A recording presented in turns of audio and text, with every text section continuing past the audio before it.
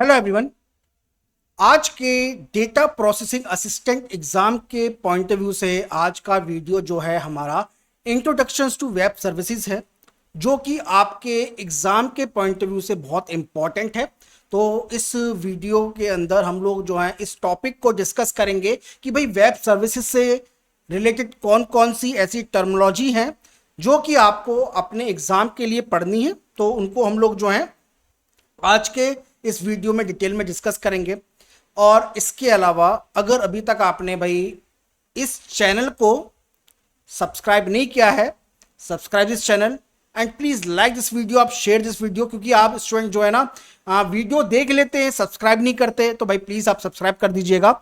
और इसके अलावा हमारे डेटा प्रोसेसिंग असिस्टेंट एग्जाम के जो कोर्स हम लोगों ने क्रिएट किया है, इस कोर्स को इनरोल के लिए आप हमारे व्हाट्सएप नंबर पे या टेलीग्राम पे हमें कांटेक्ट कर सकते हैं। हमारा व्हाट्सएप नंबर जो है वीडियो के डिस्क्रिप्शन में है, साथ में टेलीग्राम का लिंक भी दे रखा है। ओके, तो चलिए आज के इस वीडियो को हम लोग जो है आपके लिए स्टार्ट करते हैं। तो जैसा कि मैंने अभी आपको बताया कि हम लोग जो हैं आपके लिए जो टॉपिक पर हम लोग डिस्कस करने जा रहे हैं, वो टॉपिक हमारा जो है ये कंप्यूटर नेटवर्क का टॉपिक है, जो कि वेब सर्विस से जो है रिलेटेड है। ओके, तो सबसे पहले जो सबसे इंपॉर्टेंट टॉपिक है इसमें, तो जो है देखिए, जो भी हम लोग बात करेंगे वो इंटरनेट की बात करेंगे। तो सबसे पहले बात हम लोग अगर करें तो इंटरनेट की बात करें, और www यानी वर्ल्ड वाइड वेब की बात ना करें तो ऐसा कभी नहीं होगा। तो वर्ल्ड वाइड वेब यानी www ये क्या है? तो देखिए, www एक तरह की एक ऐसी कम्युनिटी है जिसको हम लोग जो है वेब कहते हैं, यानी वेबसाइट्स कहते हैं। अब इंटरनेट कहते हैं, आप शॉर्ट में आप इंटरनेट कह सकते हैं। तो एक तरीके से ये एक ऐसी कम्युनिटी है लोगों की जिसमें लोग आपस में ग्लोबल लेवल पर, ग्लोबल का मतलब होता है विश्व स्तर पर, यूजर्स जो है, यूजर का मतलब होता है कोई भी ऐसा व्यक्ति या कोई भी ऐसा डिवाइस जो कि इंफॉर्मेशन को शेयर करना चाहता है या शेयर इंफॉर्मेशन को एक्सेस करना चाहता है, उसको हम लोग कहते हैं यूजर। ओके, और ये जो है www जो है एक तरह का हमारा प्रोटोकॉल है। क्या है? प्रोटोकॉल। अभी प्रोटोकॉल का मतलब क्या होता है आगे वीडियो में इनको हम लोग जो है आपको बताएंगे। ओके, तो www यानी वर्ल्ड वाइड वेब एक तरह का ऐसा प्रोटोकॉल है, एक तरह की ऐसी कम्युनिटी है ग्लोबल लेवल पर, जहां पर इंफॉर्मेशन को एक्सेस किया जाता है, शेयर किया जाता है आपस में बाय यूजिंग द डॉक्यूमेंट, यानी डॉक्यूमेंट की हेल्प से और रिसोर्सेज की हेल्प से। अब काफी सारे स्टूडेंट्स ये बोलेंगे कि सर आपने सारी चीजें तो इंग्लिश में लिखी हैं, हिंदी में लिखी नहीं। तो भाई हिंदी में इसलिए नहीं लिखी है, मैं आपको क्लियर कर देता हूं, क्योंकि आपका जो डेटा प्रोसेसिंग असिस्टेंट का जो एग्जाम है, हाई कोर्ट का जो एग्जाम है, ये इंग्लिश लैंग्वेज में होगा। इसलिए हिंदी में हमने कोई भी जो है आपसे किसी भी तरह के टेक्स्ट को लिखा नहीं है। अभी से तैयारी करें तो भाई इंग्लिश भी पढ़ें थोड़ा सा, है ना, क्योंकि हिंदी में आपका पेपर नहीं आएगा, इंग्लिश में पेपर आएगा। अब वर्ल्ड वाइड वेब के अंदर कौन कौन से ऐसे इंपॉर्टेंट कॉन्सेप्ट्स हैं की कंपोनेंट हैं जो आपको समझने हैं। सबसे पहला इसके अंदर आता है वेब पेजेस। क्या आता है? Web pages. तो वेब पेजेस का मतलब क्या है? तो देखिए, वेब पेजेस का मतलब ये होता है ऐसे डॉक्यूमेंट। अब डॉक्यूमेंट मतलब क्या होता है? देखिए, आपने वेबसाइट्स को विजिट किया होगा बहुत बार, आपने बहुत सारी वेबसाइट की विजिट की है, आपने अपने एग्जाम से रिलेटेड वेबसाइट विजिट की है, आप सीपीसीटी की वेबसाइट को विजिट करते हैं, आप बहुत सारी वेबसाइट को विजिट करते हैं। तो वो जो वेबसाइट्स हैं वो वेब पेजेस के कॉम्बिनेशन से बनती है। उसमें डॉक्यूमेंट्स होते हैं, उन डॉक्यूमेंट्स के अंदर टेक्स्ट होता है, इमेज होती है, वीडियो होते हैं, और भी बहुत तरह के मल्टीमीडिया एलिमेंट्स होते हैं। इन्हीं को हम लोग जो है वेब पेजेस कहते हैं। अब वेब पेजेस को बनाने के लिए हमें मार्कअप लैंग्वेज की जरूरत पड़ती है, जिसको हम लोग HTML कहते हैं। उसके ऊपर अभी मैं थोड़ी देर में आपको आऊंगा, ठीक है। देन इसी में आता है हमारा हाइपरलिंक। तो देखिए, हाइपरलिंक आपका एक तरीके से क्या है? तो हाइपरलिंक आपका एक तरीके का एक ऐसा रेफरेंस है जहां पर हम लोग जो हैं एक वेब पेज से दूसरे वेब पेज पर जा सकते हैं, नेविगेट कर सकते हैं। ये बहुत इंपॉर्टेंट टर्म है, नेविगेशन। नेविगेशन का मतलब ये होता है जब हम लोग एक वेब पेज से दूसरे वेब पेज पर विजिट करते हैं। अब बोलेंगे स्टूडेंट सर कैसे विजिट करते हैं? भाई आपके पास इमेज थी, आपने उसे क्लिक किया, आप कहीं और दूसरी वेबसाइट पे पहुंच जाओगे, है ना? तो उसी रेफरेंस को हम लोग हाइपरलिंक कहते हैं। क्या कहते हैं? हाइपरलिंक कहते हैं, जिसकी मदद से एक वेबसाइट से या एक वेब पेज से दूसरे वेब पेज पर हम लोग जाते हैं। क्लियर है? अब इसी के अंदर नेक्स्ट आता है वेब ब्राउजर। अभी वेब ब्राउजर क्या है? तो देखिए, जब भी हम लोग जो हैं किसी भी वेबसाइट पर विजिट करते हैं तो उसके लिए एक हमें सॉफ्टवेयर की जरूरत पड़ती है। यह सॉफ्टवेयर गूगल क्रोम हो सकता है या मोजिला फायरफॉक्स हो सकता है। तो गूगल क्रोम दुनिया का सबसे फेमस जो वेब ब्राउजर है वो गूगल क्रोम है। तो गूगल क्रोम जो है, गूगल क्रोम की मदद से कोई भी यूजर किसी भी इंफॉर्मेशन का एक्सेस कर सकता है, उस इंफॉर्मेशन को डिस्प्ले करा सकता है, वेब कंटेंट को। ओके, अब इसी के अंदर नेक्स्ट आता है हमारा वेब सर्वर। वेब सर्वर से मतलब होता है, देखिए जब हम लोग एक यूजर है, उस यूजर को किसी वेबसाइट पर जाना है। अब ये वेबसाइट, आखिर में वेबसाइट बनी कैसे है, ये वेबसाइट को हम लोग देख कैसे सकते हैं? तो इस वेबसाइट को हमें करना पड़ेगा होस्ट, मतलब जो इस वेबसाइट को लाना चाहता है तो होस्टिंग प्रोवाइड करनी पड़ेगी। तो वो जो होस्टिंग है, वो होस्टिंग कंपनी इसे वेब सर्वर देगी। वेब सर्वर एक तरह के ऐसे कंप्यूटर या डिवाइस होते हैं जहां पर हमारी वेबसाइट के सारे डॉक्यूमेंट, सारा कंटेंट अवेलेबल होता है और यूजर जो है उस वेबसाइट पर जाकर उसके कंटेंट को लेता है। तो वेब सर्वर्स जो है हमारे डिवाइस होते हैं या कंप्यूटर होते हैं जहां पे हमारी वेबसाइट्स को होस्ट किया जाता है। होस्ट का मतलब ये होता है कि उसे वहां पर 24 आवर वहां पर लाइव रखा जाता है। अगर वेब सर्वर नहीं होंगे तो हमारी वेबसाइट यूजर तक नहीं पहुंच पाएगी। तो वेब सर्वर जो है ऐसे कंप्यूटर होते हैं। नेक्स्ट इसके अंदर आता है यूआरएल। तो देखो, यूआरएल की फुल फॉर्म है हमारी यूनिफॉर्म रिसोर्स लोकेटर। बहुत सी जगह पर इसे यूनिवर्सल भी कहते हैं, यूनिफॉर्म भी कहते हैं। तो यूनिवर्सल, यूनिफॉर्म, आप इसमें कंफ्यूज मत होइएगा। तो यूआरएल एक तरह का ऐसा एड्रेस है। अब एड्रेस का मतलब क्या? तो देखो, वेब एड्रेस है, वेब एड्रेस। अब हमें कहीं पर जाना है, अगर हमें कहीं पर जाना है और वहां का एड्रेस ही हमें पता नहीं होगा तो हम वहां पे जा ही नहीं पाएंगे। तो उसी तरीके से इंटरनेट पर जिस वेबसाइट पर हमें जाना है उसका अगर एड्रेस हमें नहीं पता होगा, वेब एड्रेस नहीं पता होगा, तो उस पर्टिकुलर लोकेशन पर हम लोग जा ही नहीं पाएंगे।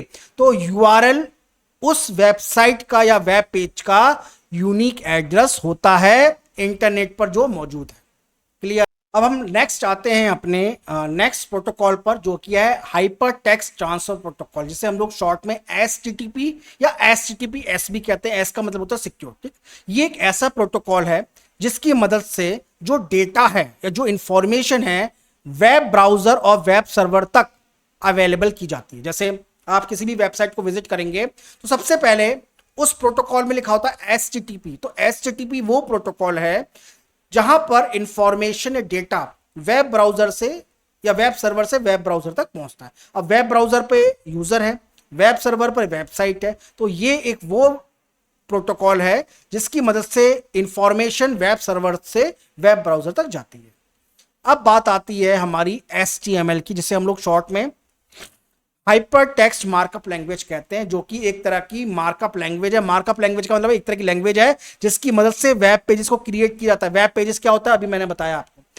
अगर देखिए, वेब पेजेस को क्रिएट करने के लिए काफी सारे कमांड होते हैं, काफी सारे चीजें होती हैं जिसको हमें करना होता है। तो वो सारे कमांड जो है आपके HTML लैंग्वेज के अंदर होते हैं। ओके, नेक्स्ट इसमें आता है क्लाइंट सर्वर इंटरेक्शन। अभी क्लाइंट सर्वर इंटरेक्शन क्या भाई?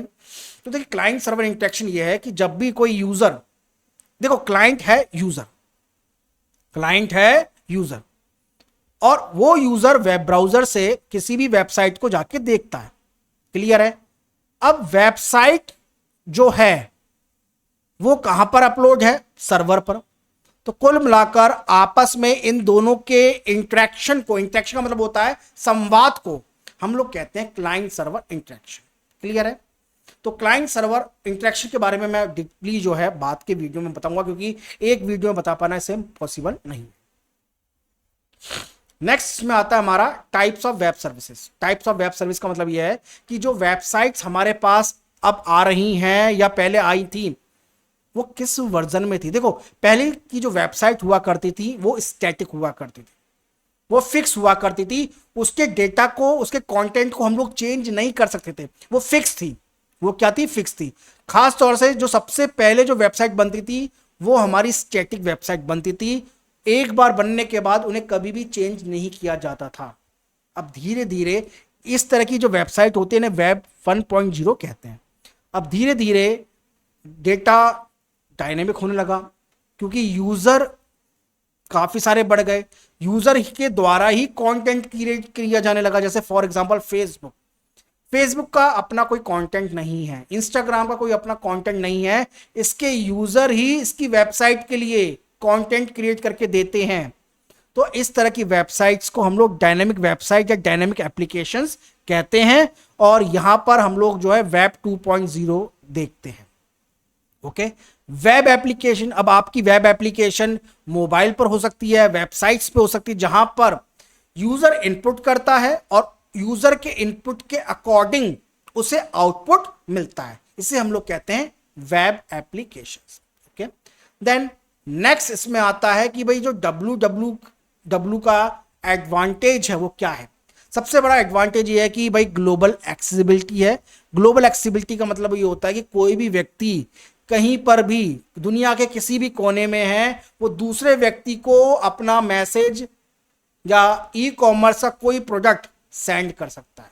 तो यहां पर देखा जाए तो ये जो है एक तरह की ग्लोबल कम्युनिटी है जिसकी रीच वर्ल्ड वाइड है, जहां पर भी पूरी दुनिया में कहीं पर भी पहुंचा जा सकता है। दूसरी बात ये आती है कि जो इंफॉर्मेशन अवेलेबल है वो बहुत ज्यादा मात्रा में है। नॉलेज, रिसोर्स, सर्विस भरमार है। आप नॉलेज देखना चाहो ना इंटरनेट पर, दुनिया में क्या नॉलेज नहीं है वेबसाइट पर? सबकी नॉलेज है, बट उसी तरीके से रिसोर्स अवेलेबल है, सर्विस अवेलेबल है। तो ये सबसे बड़ा एडवांटेज है। आपको अब नॉलेज के लिए किन्हीं किताबों में, लाइब्रेरी में जाने की जरूरत नहीं है, लाइब्रेरी तक आपकी इंटरनेट पर अवेलेबल है। नेक्स्ट इसमें आता है बिजनेस अपॉर्चुनिटीज। अब बिजनेस अपॉर्चुनिटी जो है आपकी ई कॉमर्स की, ऑनलाइन मार्केटिंग की, रिमोट कोलैबोरेशन की जो है आसानी से इंटरनेट पर अवेलेबल है। अगर आपका कहीं पर भी रोजगार नहीं लग रहा है तो आप अपने लिए खुद इंटरनेट पर रोजगार ढूंढकर काम कर सकते हैं और पैसा अर्न कर सकते हैं। बहुत अच्छी बात है।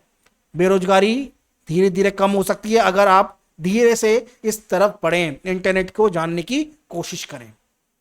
अब नेक्स्ट इसके अंदर आता है हमारा, क्या आता है इसके अंदर? आएगा हमारा नेक्स्ट पार्ट है कि जैसे जैसे वेब ग्लोबल लेवल पर www यानी वेबसाइट्स बढ़ रहा है, इंटरनेट बढ़ रही है, तो कुछ चैलेंजेस भी हैं।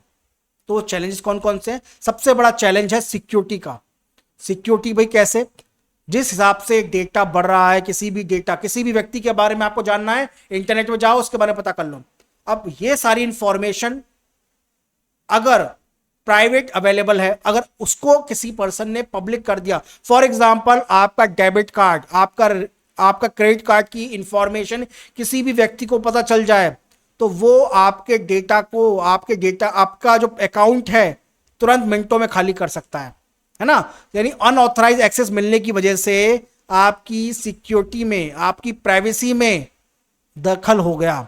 तो अगर यूजर का पर्सनल इंफॉर्मेशन कलेक्ट करके वेबसाइट्स पे या ऑनलाइन सर्विस जो अवेलेबल है उसको किसी और पर्सन को दे दी जाए, हैकर को, तो हैकर जो है इसका बहुत ज्यादा मिसयूज कर सकता है। ठीक है। तीसरी बात आती है डिजिटल डिवाइड। डिजिटल डिवाइड का मतलब क्या है? डिजिटल डिवाइड एक तरह का गैप है। देखिए, बहुत सारे ऐसे भी लोग हैं हमारे देश के अंदर, खासतौर से गांव में रहने वाले लोग, जिनके पास आज भी इंटरनेट अवेलेबल नहीं है।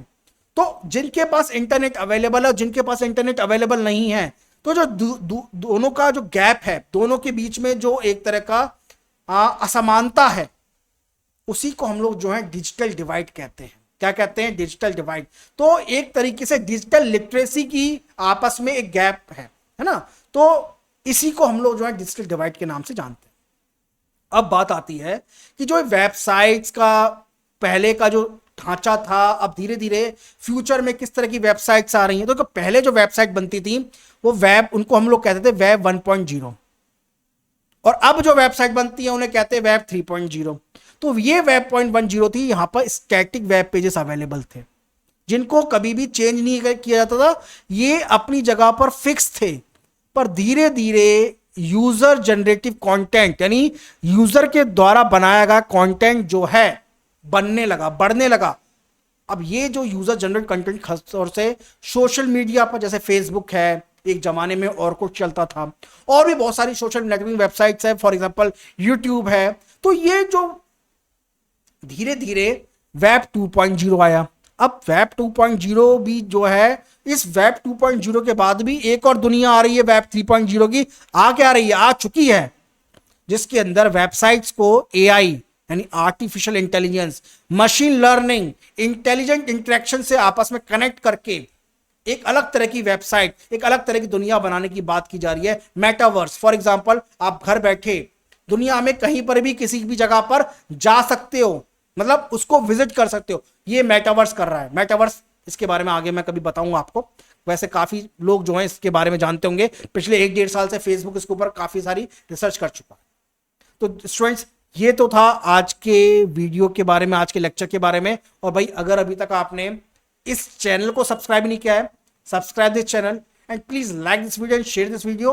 और हमारे डेटा प्रोसेसिंग असिस्टेंट एग्जाम के कोर्स के लिए हमने जो कोर्स क्रिएट किया है, उसमें इनरोल के लिए आप हमारे व्हाट्सएप पे कांटेक्ट कर सकते हैं, टेलीग्राम पे कांटेक्ट कर सकते हैं। व्हाट्सएप टेलीग्राम का जो लिंक है वो वीडियो के डिस्क्रिप्शन में।